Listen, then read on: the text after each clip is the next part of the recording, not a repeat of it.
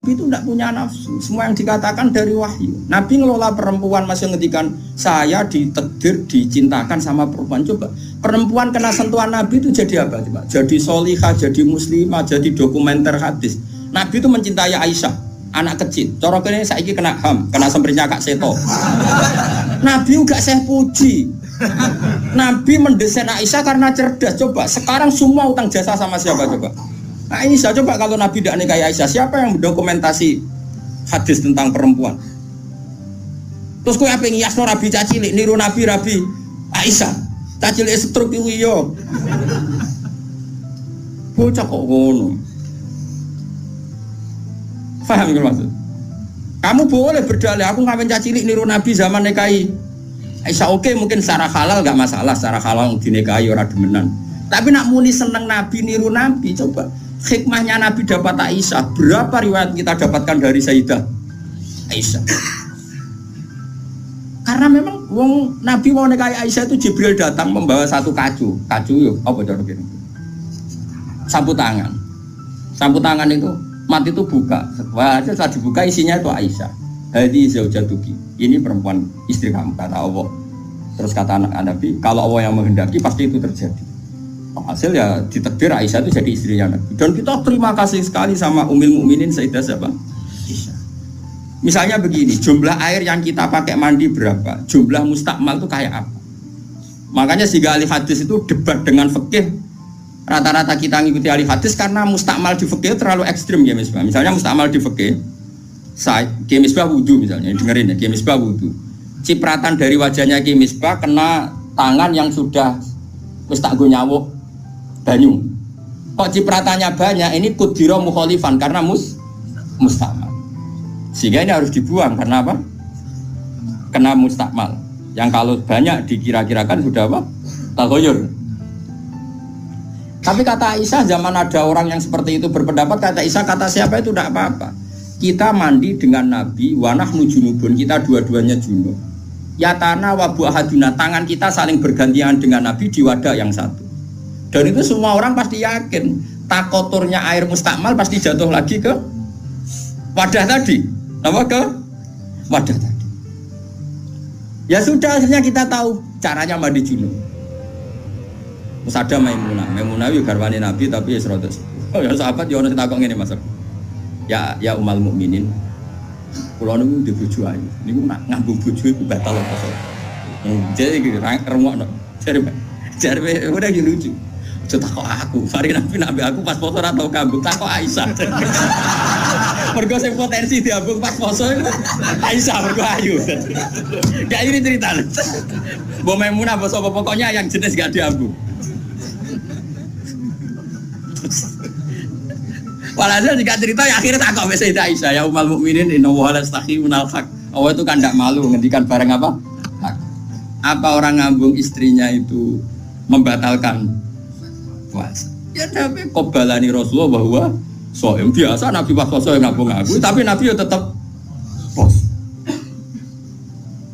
Itu artinya kan coba kalau enggak ada Aisyah, ya tak kok sopo. Berapa ilmu yang kita dapatkan hanya, saya ulang lagi, hanya jalur. Kadang istri Nabi yang lainnya tidak tahu. Termasuk sholat. Aisyah tuh detail kalau ngendikan. Kuntu ufarriku mani yamin saubi Rasulillah wa shallafihi. Nabi itu kalau habis junub, terus ada mani yang tercecer di sarungnya. Itu enggak perlu dibasuh, cukup ufar itu tak keroh. Terus Nabi sholat dengan baju itu. Sehingga terjadilah istilahnya Imam Syafi'i al-mani napa? Tohir. Itu semua riwayat dari siapa? Aisyah. Jadi Aisyah itu punya sisi yang nanti jadi hukum itu dia meriwayatkan, dia hanya tertariknya itu riwayat yang jadi hukum. Itu hebatnya Sayyidah Aisyah. Dia memang orang pinter. Kadang kan ono to Mas Abu, bojo ora bakat pinter. Dan misalnya bojone sing kene kabeh, iku kan wis ora bakat pinter. Nggih wae sing lanang iku empuk ora tau duwe duwe pokoke riwayat itu seputar duwe. Jadi mbok bojoku iku boleh Nabi. Aku nganti saiki ora tau jenenge duwe akeh. Melarat terus. Gak tau riwayat tahajud kek takon ae gak gelem. Bojo kok elek ngono. Mulane aku gare bojo zaman akhir cek ya Allah ya Allah. Ngenang bojone mau urusan sitok. Bojomu ngono ora, Gus? Aja rasani ngarepe ngakeh haram. Jadi bandingkan dengan Aisyah. Bojomu kan riwayate ngono. Aku tahu seneng wis pindah Gus, 2 tahun seneng untuk warisan badan iku melarat malih. Aku bolak-balik suwani wong wedok. Cerita bojone mesti gak jauh-jauh dari bab duwe. Cuma kadang dibahas halus muni rezeki, tapi maksudnya yo muni rezeki wis bahasa kamuflase niku. Artinya yo. Nah Aisyah boten nggih, Fuad. Aisyah itu ditanya, nak poso sunat itu oleh batalo ta ora? Sehingga tabiin kayak Masruq kayak siapa itu, kalau sama Aisyah hormatnya. Yang tanya ya lanang kadang jenenge Masruq. Rasulullah itu kalau puasa sunat gimana? Jadi Aisyah, ya Rasulullah pernah ngendikan gini, siyamul mutatawi amiru nafsi. Ya orang puasa sunat itu terserah dia, kalau baik ya diteruskan, kalau enggak ya enggak. Apa namanya puasa sunat. Terus takok sing sahabat tabiin tadi, mosok ngoten ya umal mukminin iya. Nabi ku tahu esuk-esuk takok aku. Ya Aisyah ain dagi seun, kowe duwe sarapan sak cara Jawa. Mboten. Yo Nabi enteng saja idzan asumu kalau gitu ya saya puasa. Sehingga ini menjadi mazhab bagi Imam Syafi'i yang wajib tabiitu niat itu poso fardu. Tapi kalau poso sunat, kamu ndak wajib nginepno niat asal urung sarapan loh. Jadi misalnya gini, jam 8 siang kamu terbersit puasa boleh, asal bar subuh urung sarapan urung ngopi, bar ngopi ora oleh. Itu kita tahu itu bahwa puasa sunat tidak harus nginepkan dari siapa coba? Aisyah. Terus kalau yang membatalkan ya ummul mukminin, dalilnya apa? Waliane yo tahu, Nabi ku niat poso. Bareng ono seorang Ansor menghadiahkan saya bubur sarit. Terus muni qadimi ini. Maksudnya wis ndi tak pangani. Intinya terus membatalkan puasa. Dadi aku roh Nabi poso sida yo tak bolak-balik. Ras sida yo tahu bolak-balik. Terus ulama ngarang nak poso sunat oleh terus oleh ras itu. Dari siapa coba? Dari Aisyah. Kowe iku bojo tenan kan iku donya akhir. Senenge Nabi nang wedok kaya ngono iku. Terus kowe maca hadis iki, Nabi yo seneng. Bocah kok gobloke ngono iku masalah iku beda. Paham ya? Kulo nu termasuk di bab iki rada bejo.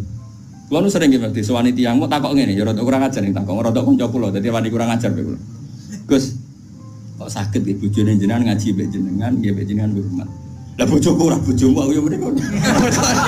Dekne ku wis pengalaman, kiai diwae iku mesti dadi goblok mergo bojone.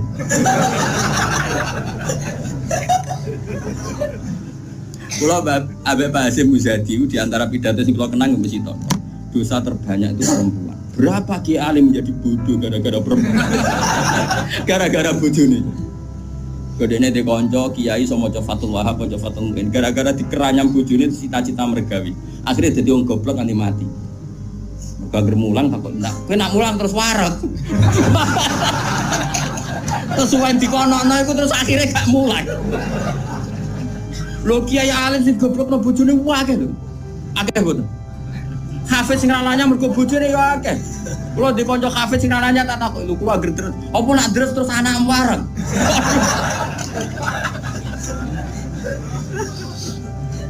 Wah, kula syukur bojoku ora jenis sing iki. Ora jenis ngono ya tak kobal apa minam.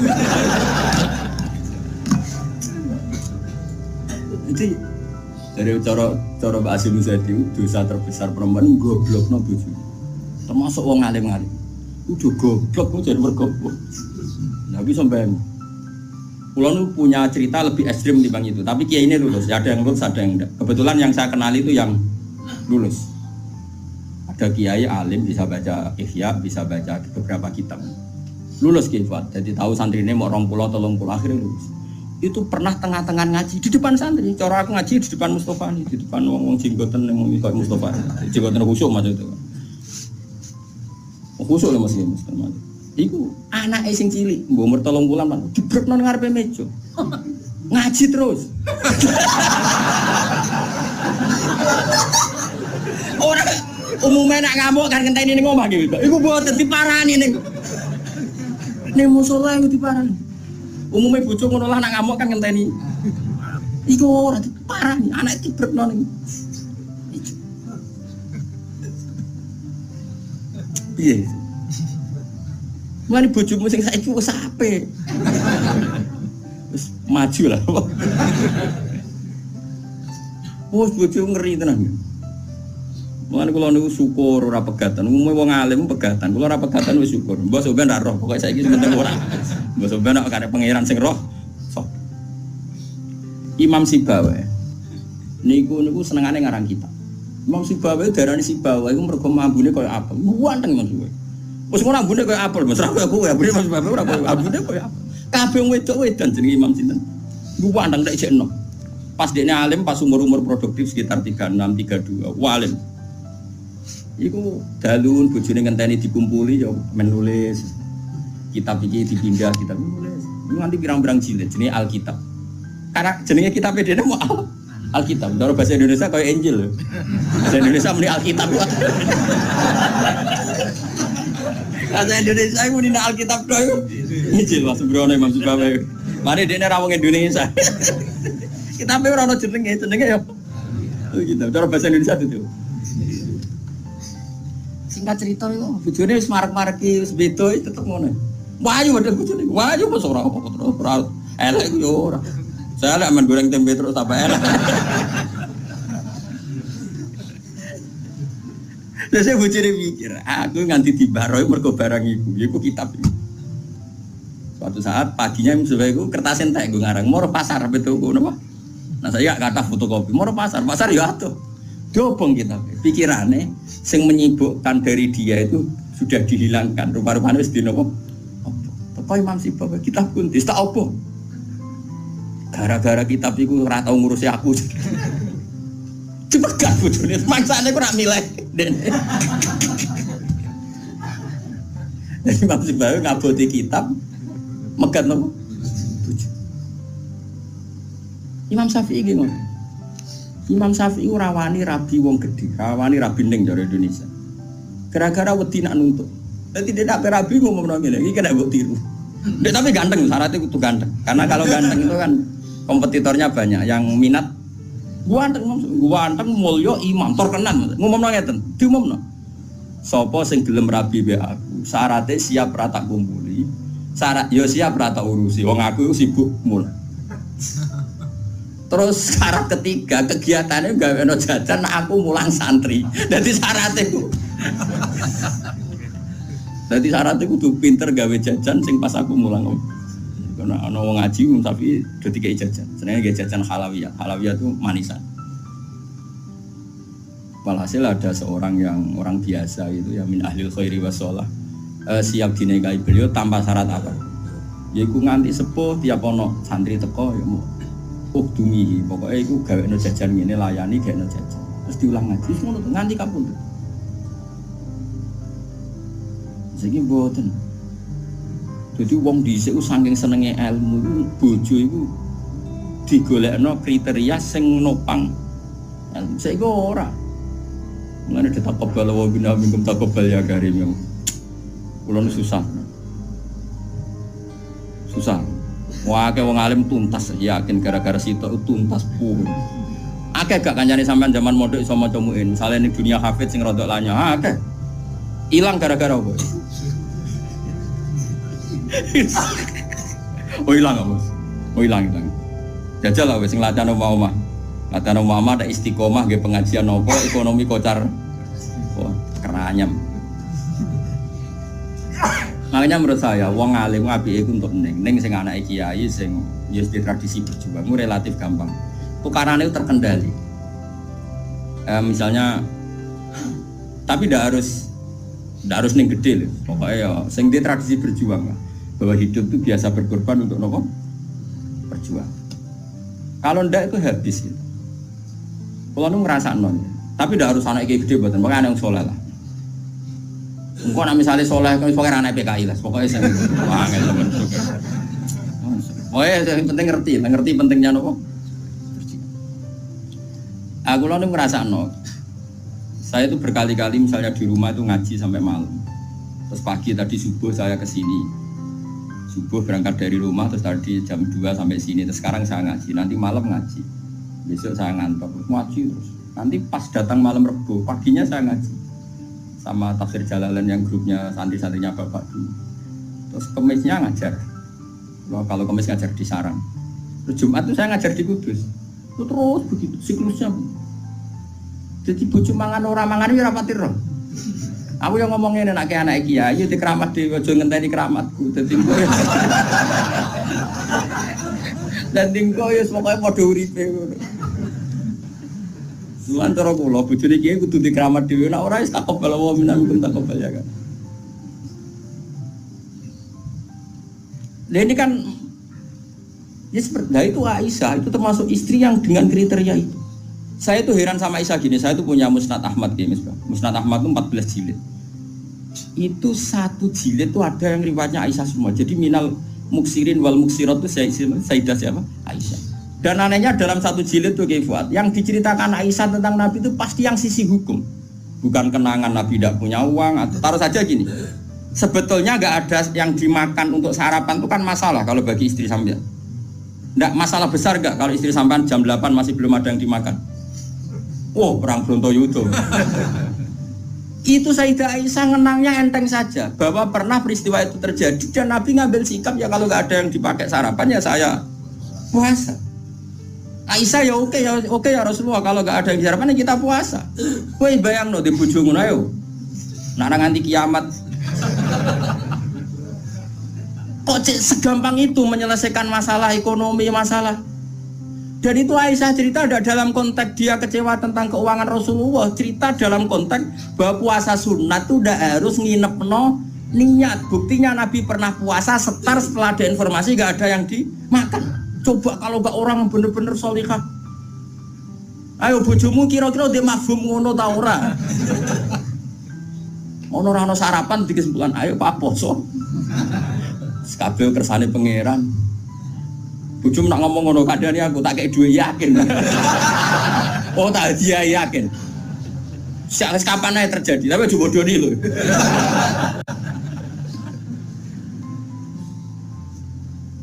Oh itu garwane Nabi ku beda mbek bojomu. Sayyidah Zainab seperti itu. Sampeyan tak ceritani. Sayyidah Zainab itu melihat Nabi itu iktikaf di masjid. Itu langsung garwane Nabi itu bikin sawari itu semacam pegangan-pegangan terus jadi syariah, jadi pembatas semuanya iktikaf di masjid. Sekarang hitung saja Fuad, andaikan Nabi tidak figur yang menarik di mereka dan andaikan Nabi adalah figur yang jorok yang nggak benar di depan mereka, pasti mereka ada ingin mengikuti Rasulullah Shallallahu Alaihi Wasallam. Neng dinggon garwa akeh itu sumber masalah, tapi garwane Nabi itu biasa kompetisi neng bab nopo ibadah. Makanya kata Ibnu Hajar al-Asqalani dalam kitab Fathul Bari, kenapa Nabi dikasih istri banyak? Wong kecangkemane wong wedok. Dan luwih kecangkemane bojone mergo roh eleke. Tapi Nabi digarwa songo, semuanya menjadi sholihah, hafizah dan semuanya menjaga agama. Andai kan Nabi ada sesuatu yang masalah bagi Nabi, tentu ini akan keluar-keluar ning dinggon wong wedok ora iso nyempet apa yang dilihat dari suami. Tapi setelah ditinggal Nabi, mereka jadi perempuan-perempuan yang tambah handal. Sayyidah Aisyah jadi aktivis Qomatul Haq. Sampai gak terima sama Sayyidina Ali ketika secara zahir lama sekali menangani siapa? Qatalatu siapa? Utsman. Meskipun ya itu masalah ijtihad, kita percaya Sayyidina Ali ya percaya Sayyidah Aisyah. Sayyidah Maimunah ya sama, Sayyidah semua istrinya Nabi. Coba sampean lihat di hadis-hadis ini. Wiridan yang saya baca kalau ngaji tafsir Jalalain itu yang malam Selasa subhanahu wa bihamdihi adada khalqi wa ridha nafsi, itu rawi-rawinya juga istri-istrinya. Coba andai kan mereka kecewa dengan Nabi karena melihat ada yang enggak benar pada diri Nabi, mesti wong itu kecangkeman kabeh. Nyatanya enggak. Bahkan mereka jadi figur-figur yang tambah solihah setelah dinikahi. Coba kenangannya Sayyidah Aisyah. Bojomu di kenangan ngene ta ora? Aku takok. Nah iya yo gawe-gawe. Aku yakin gak bisa. Jadi Sayyidah Aisyah gitu. Nabi nak seling pangeran. Aku rak wis ayu gak kanggo. Ayo saya ayu Mus. Ayu banget retno, ayu banget. Enom. Wong jenenge Khumairah. Wis ayu banget. Iku Sayyidah Aisyah itu kalau sehari itu Malang. Malang berarti cara kene Mardi ngalor ngidul. terus melumah. Iku Nabi ku nak wae salat ya nangis. Dari Sayyidah Aisyah. Makanya terus dari bab fikih boleh salat di depannya itu ada orang sing turu. Sayyidah Nabi itu kan Nabi ora engke koyo kowe salat arang-arang tapi di kamar gon salat. Wong engke pol umat Islam zaman akhir. Wong arang-arang tahajud kok di kamar gon. Ya mesti tunggoni sajadah tok iku. Kelakuane wong zaman akhir. Dadi nek ana tamu kesane saleh wong ana nggon. Tapi ora tau ono wonge tetep turu nglokor nganti esuk. Esuk disaponi kok sajate ditotone kaya-kaya bar kanggo. Ya Allah kelakuan kok ngono. Tapi mboten engkek ngoten, Kang. Ora duwe kamar nggon. Ya kamar sing dienggo sare. Iku sing dienggo. Terus Sayyidah Aisyah ku turu iku jek nglepot. Nabi salat, Allahu Akbar. Nangis Nabi. Wali naon Aisyah. Jare Aisyah, aku tak terusno turu. Aku tetap sembujung. Apa? Glojor kakinya apa cara kene? Dipanjangkan itu. Nah, engko nak Nabi ape sujud lagi tak tarik. Tak tarik kok Nabi bar sujud tak sujud kok meneh. Wong nak ngadeg suwi wae.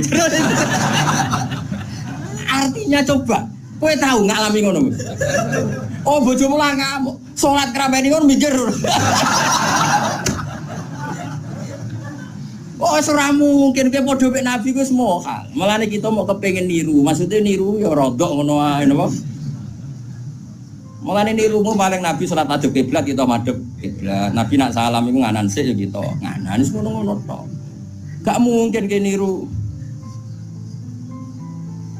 Iku coba bayangkan. Dan itu yang diriwayatkan Aisyah. Terus kata Imam Bukhari, babu sutratil musolli. Gak apa-apa kalau ada orang sholat, ada orang tidur, kamu tetap. Buktinya itu pernah terjadi pada Nabi dan Sayyidah siapa? Pernah lagi. Nah ini supaya tambah mahabbah nih keluarganya Rasulullah Sallallahu Alaihi Wasallam. Makanya mereka sampai kena khitab innama yuridu wa yuthiba amkumurid sanapa ahlal baiti wa yutahhirukum napa ya nisa an-nabi lastunna ka ahadim minan nisa. Ini taqaitunna fala takhdurna bil qawli fayat ma'alladhi fi qalbihi mardu wa qurna qawlam ma'ruf. Atas waqarna fi buyutikunna wala tabarrujna tabarrujal jahiliyatil ula wa aqimnas sholata wa hadinas. Coba garwa-garwane Nabi itu kalau di rumah itu mengkaji Quran. Wa qarna fi buyutikunna. Mereka ada ngaji Quran. Termasuk ayatnya membuat kurna ma yutla fi buyutikunna min ayatillahi wal hikmah. Kegiatan mereka itu mengkaji Quran. Ada cerita lagi dan ini ada di kitab Sahih. Sayyidah Aisyah itu malam-malam itu ditinggal Kanjeng Nabi, metu nah. Sonong metu. Aisyah, saya ini perempuan. Pasti Nabi ini enggak fair. Sedaya eling bojo liya terus sampe marani bojo liya. Nabi aku wis rada bosen jare Aisyah. Hasil singkat cerita, Aisyah ku yo wedok. Ditututi. Dan Nabi sama sekali enggak tahu kalau ditututi siapa. Aisyah. Ditututi. Ternyata Nabi itu jalan kemana? Ke Baqi. Bayangkan jangan Baqi yang sekarang ya banyak listrik, banyak macam-macam. Dulu. Artinya, aku saya kan bantah kok iso ora roh padange ngono bisa kok gobloke ngono. Wong zaman dhisik kok bayangno. Cak ulang elek waktu itu. Kulo sering bantah wong elek-elek. Kok iso Gus ra konangan ramene ngono. Wes repot-repot. Nah ini kan masih nerangkan wa hubbiba ilayya min dunyakum atibun apa wanita. Waktu itu mbok pahami seneng wong wedok sunahe Nabi terus mbok tiru seneng sing serampangan. Singkat cerita itu ditututi Kefal. Ditututi. Ternyata Nabi Morobaki itu Nabi penuh dengan kepanikan. Panik sepanik-paniknya. Ya itu khasnya wong saleh ya. Khasnya orang saleh itu kalau ingat akhirat kan ya mesti panik. Terus ketika mau masuk Baqi, assalamualaikum daraqaumil mukminin wa inna insyaallah bikum. Terus menyebut satu-satu sahabat-sahabat yang berjasa mati karena fisabilillah. Dan Nabi nangis kirim salam berdoa. Akhirnya jadi riwayat kalau kita masuk kuburan assalamualaikum daraqaumil mukminin wa inna insyaallah bikum.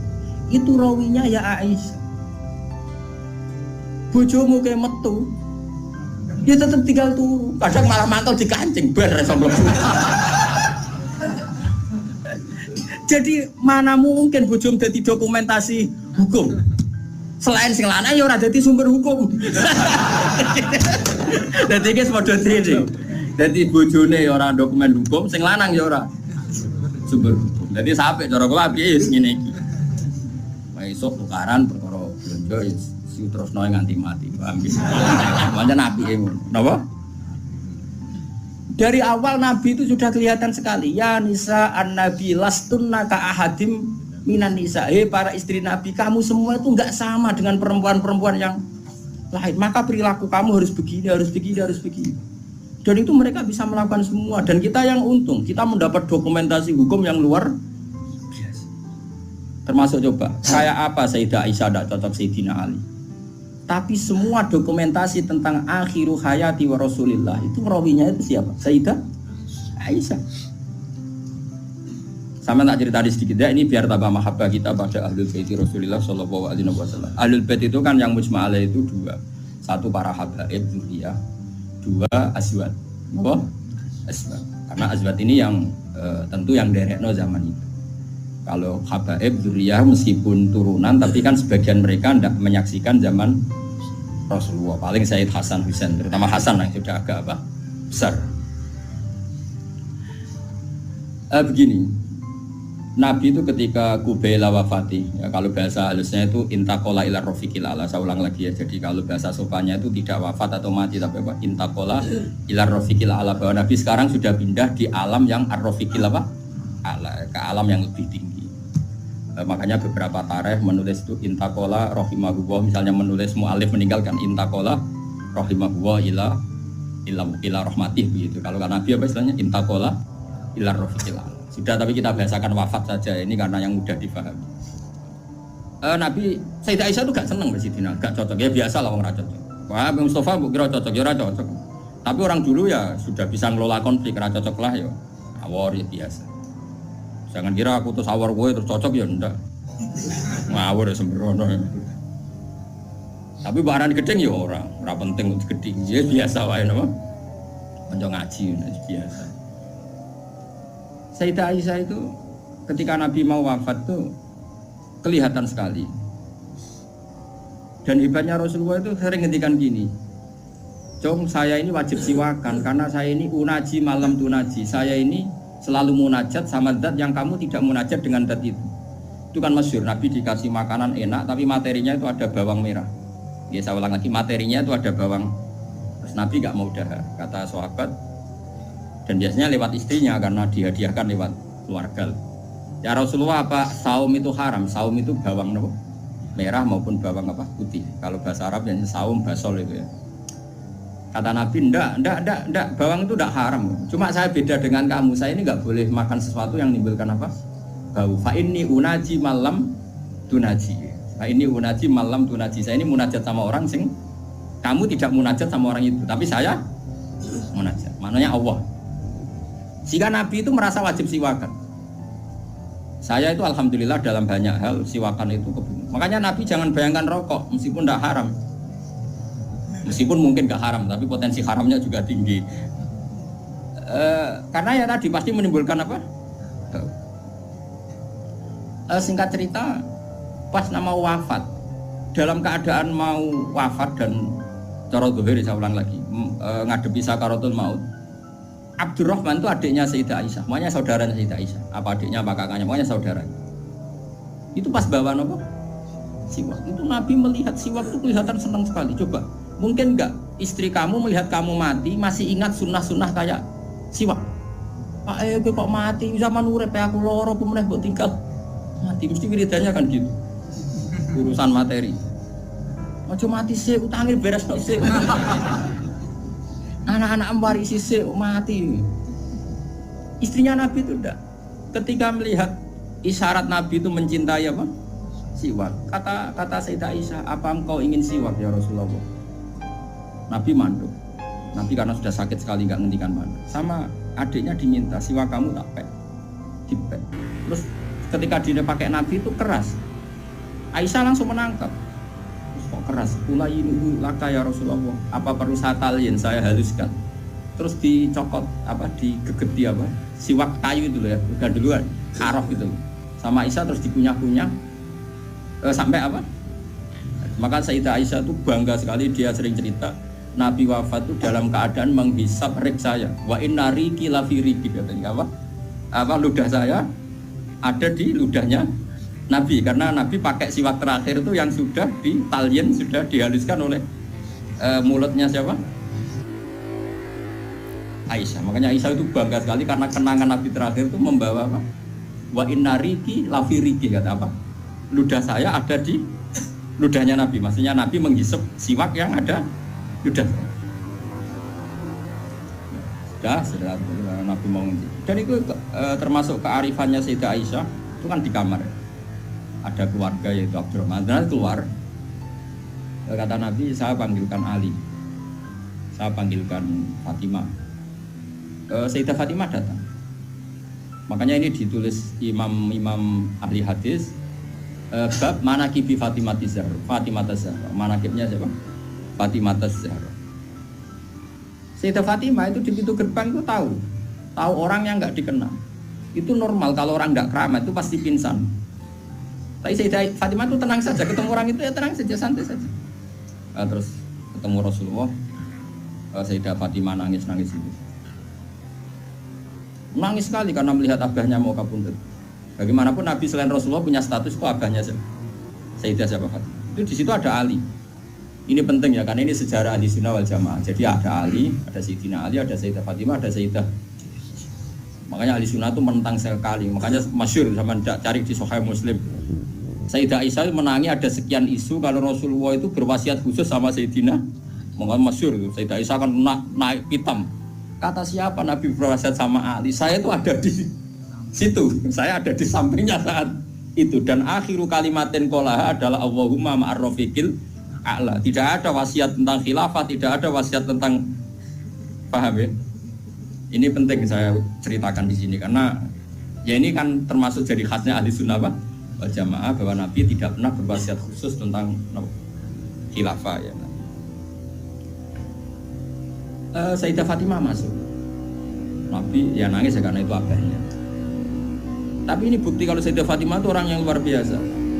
Ya Nabi, kata Nabi, ya Nabi, putriku, kamu jangan nangis. Kamu itu awalu ahli baiti luhu kondi. Kamu itu keluarga pertama saya yang ketemu saya. Itu Sayyidah Fatimah, orang ditakdir, diberitahu kalau kamu matinya cepat. Itu kalau gak orang soleh, woi diarani, saya ini lo kasus semua sakit. Takon mati saya ini untuk menghentikan semua kesalahan Anda, siap gak? Jadi meh tobat iya melakukan itu ingin. Terus kan nerusno kan, mus bakat. Untungnya Allah bakatnya ghafur itu sendiri. Cara gak tuntas. Itu kan masyhur.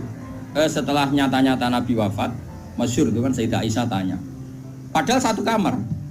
Tapi tadi karena Nabi ngendikan itu asarro ilayya Rasulullah, kata Sayyidah Fatimah itu asarro ilayya Rasulullah. Nabi merahasiakan ke saya.